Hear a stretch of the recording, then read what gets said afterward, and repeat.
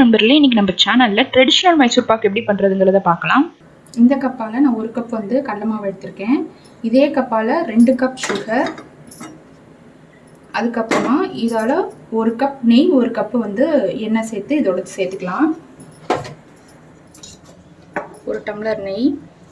இதோட ரேஷியோ பார்த்தீங்கன்னா 1 கப்பு கடலை மாவுக்கு 2 கப்பு வந்து சர்க்கரை, 2 கப்பு வந்து எண்ணெய். நம்ம வந்து 1 கப்பு வந்து 2 கப் எண்ணெய் கூட ஊற்றிக்கலாம் நீங்கள். நான் 1 கப்பு நெய்யாகவும் 1 கப்பு வந்து எண்ணெயாகவும் ஊற்றிருக்கேன். நம்ம மைசூர் பாக்கை வந்து சூடாக தான் இந்த எண்ணெயை ஊற்றணும். இது ஒரு பாக்கெட்டு சூடாகிட்டு இருக்கட்டும். இப்போ நான் 2 கப் சர்க்கரையை இதோட சேர்த்துக்கிறேன். சேர்த்துட்டு அடுப்பை சூடு பண்ணி இது ஒரு சிறு கம்மி பதம் வர வரை நம்ம இதை சூடு பண்ணிக்கலாம். கொஞ்சமாக தண்ணி சேர்த்துக்கலாம். ஒரு 1/4 கப் போல் தண்ணி சேர்த்தா போதும், ரொம்ப தண்ணி தேக்க தேவையில்லை.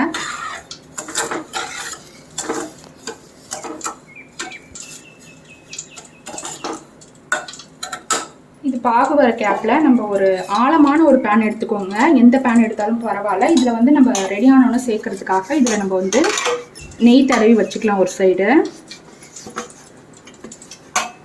இதில் மைசூர் பாக்கை பொறுத்தவரை பாகு பதம் தான் முக்கியம். அரை கம்பி பதத்தை தாண்டக்கூடாது. சர்க்கரை நல்லா கரைஞ்சி இந்த மாதிரி முறையாக வருது பார்த்தீங்களா? இந்த ஸ்டேஜில் நீங்கள் கம்பி பதம் செக் பண்ணுங்கள். இந்த பார்த்தீங்களா, இந்த மாதிரி ஒரு சிறு கம்பி பதம் வருது, லைட்டாக நூல் வருது பார்த்தீங்களா? இந்த பக்குவம் வந்தால் போதும், இதுக்கு மேலே தாண்டக்கூடாது. இந்த சிறு கம்பி பதம் வந்ததுக்கப்புறமா நம்ம எடுத்து வச்சுருக்க 1 கப்பு கடலை மாவை நான் ஏற்கனவே நல்லா சளிச்சு எடுத்து வச்சுருக்கேன். சளிச்சாதான் உங்களுக்கு கட்டிப்படாது. இதை வந்து கொஞ்சம் கொஞ்சமாக இப்படி சேர்த்து நம்ம இதை நல்லா மிக்ஸ் பண்ணிக்கலாம். சர்க்கரை பாவோட அடுப்பை வந்து மிதமான சூட்டில் வச்சுக்கோங்க. இந்த மாவு போட்டு கலர்றப்ப கொஞ்சம் சிம்லேயே வச்சுக்கோங்க.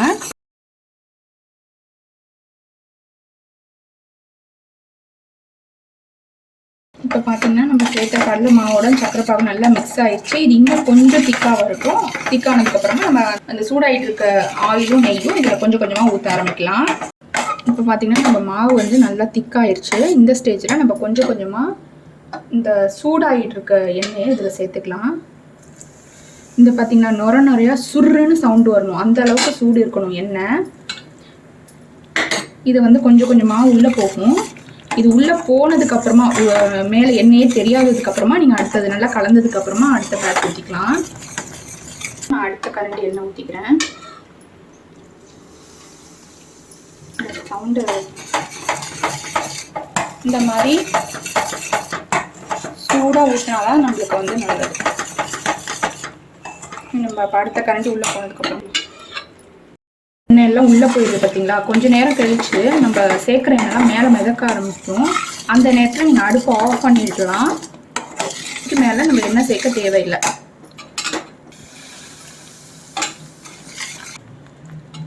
நீங்கள் இந்த ரெசிபி செய்கிறப்ப உங்கள்கிட்ட வந்து நான்ஸ்டிக் கடாய் இருந்தால் அதை யூஸ் பண்ணிக்கோங்க. நான்ஸ்டிக் கடாயில் செய்யுங்க. பழக்கம் இல்லாதவங்க நான்ஸ்டிக் கடாயில் செய்யுங்க. ஏன்னா கொஞ்சம் அடி பிடிக்கும். நம்ம எப்படி இருந்தாலும் கிளறிட்டே தான் இருக்கணும். நான்ஸ்டிக் கடாயில் செஞ்சால் கொஞ்சம் ஈஸியாக இருக்கும்.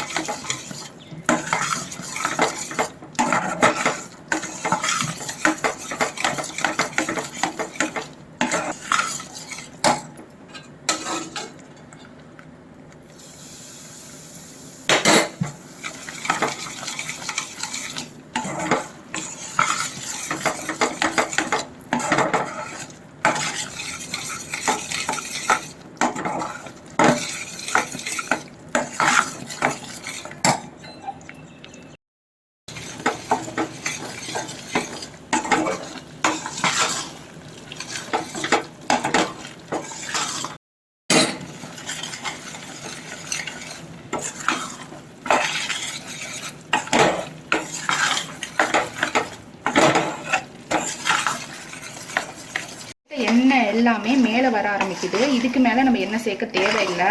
இந்த மாதிரி நல்லா பூத்து மைசூர் பாக்கும் பபிள்ஸாக வந்துருக்குல்ல, இந்த ஸ்டேஜில் நம்ம அடுப்பை ஆஃப் பண்ணிட்டு எல்லாம் ஒரு மிக்ஸ் பண்ணிவிட்டு நம்ம இதை ட்ரான்ஸ்ஃபர் பண்ணிடலாம். இதை வந்து அழுத்தமே கொடுத்துடக்கூடாது. நம்ம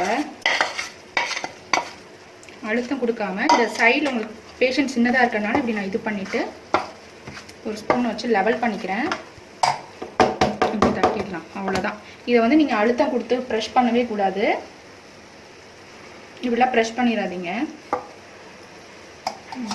அவ்வளோதான். இது அப்படியே இருந்து ஒரு 5 நிமிஷம் ஆறட்டும். அதுக்கப்புறமா நம்ம பீஸ் போட்டு பார்த்தீங்களா, இதில் கொஞ்சம் கொஞ்சம் எண்ணெய் இருக்குல்ல, இந்த எண்ணெய்லாம் நம்ம கீழே ஊற்றிடக்கூடாது. வேஸ்ட் ஆக்காமல் இது அதோட இருந்துச்சுன்னா ஒரு 5 நிமிஷத்தில் எல்லாமே அதை இழுத்துக்கும்.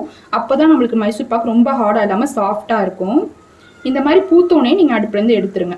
இப்போ இது ஒரு 5 நிமிஷம் ஆனதுக்கப்புறமா நம்ம பீஸ் போட்டுக்கலாம். ஓகே, இப்போ பார்த்தீங்கன்னா நம்ம எண்ணெயோடு ஊற்றணும்ல கொஞ்சம், அது வந்து எல்லாமே இழுத்துருச்சு பாருங்கள். இப்போ 5 மினிட்ஸ் ஆயிடுச்சு. நம்ம இப்போ பீஸ் போட்டுக்கலாம்.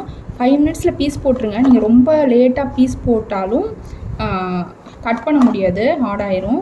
5 மினிட்ஸில் பீஸ் போட்டு இது அப்படியே இருக்கட்டும். ஒரு 1 hour கழிச்சு நம்ம வெளியில் எடுத்துக்கலாம். நல்லா ஆறுனதுக்கப்புறமா நம்ம வெளியில் எடுத்துக்கலாம்.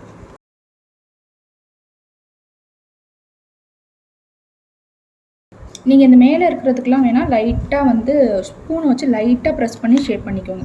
இப்போ நம்ம கட் பண்ணியாச்சு. இது வந்து நல்லா டீப்பான, இந்த மாதிரி நல்லா டீப்பான பேனாக எடுத்துக்கோங்க. இல்லை உங்கள்கிட்ட டீப்பாக ஆழமாக என்ன பேன் இருக்கோ அதை எடுத்துக்கோங்க. இதை வந்து இப்போ நம்ம மேலே ஒரு துணி போட்டு மூடி வச்சிடலாம். இந்த மாதிரி நல்லா துணி போட்டு இதை அப்படி மூடி வச்சிட்டிங்க அப்படின்னா, வேறு எதுவும் தட்டு வச்சு மூடிடாதீங்க, வேர்த்து ஊற்றுரும். இந்த மாதிரி துணி போட்டு மூடி வச்சிட்டிங்க அப்படின்னா நம்மளுக்கு வந்து நல்ல கலர் கிடைக்கும். அதனால் அப்படி மூடி வச்சுக்கிறோம். நான் வந்து எல்லா நெய் 2 கப் எடுத்தலாம். அதில் வந்து இன்னும் 3 ஸ்பூன் எனக்கு பேலன்ஸ் இருக்குது. நான் எல்லாத்தையும் சேர்க்கல. அந்த மைசூர் பாக் ரெடி ஆயிடுச்சுன்னா அதுக்கப்புறம் நம்ம எண்ணெய் சேர்க்கக்கூடாது. இது 1 hour கழிச்சு நம்ம பீஸ் காமிக்கிறேன். பீஸ் கட் பண்ணிட்டோம். உள்ளே எந்த அளவுக்கு நல்லா கலர் கொடுத்துருக்கு பாருங்கள். இப்போ நம்ம எல்லாத்தையுமே கட் பண்ணி எடுத்து பிளேட்டில் வச்சுட்டு காமிக்கிறேன்.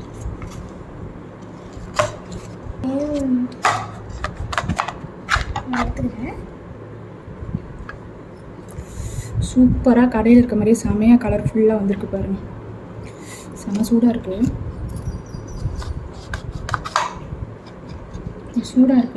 நான் ஒரு சின்ன பீஸ் எடுத்து உடச்சி காமிக்கிறேன். எவ்வளோ சாஃப்டாக, எவ்வளோ கலராக உள்ள சூப்பராக இருக்குது பாருங்கள்.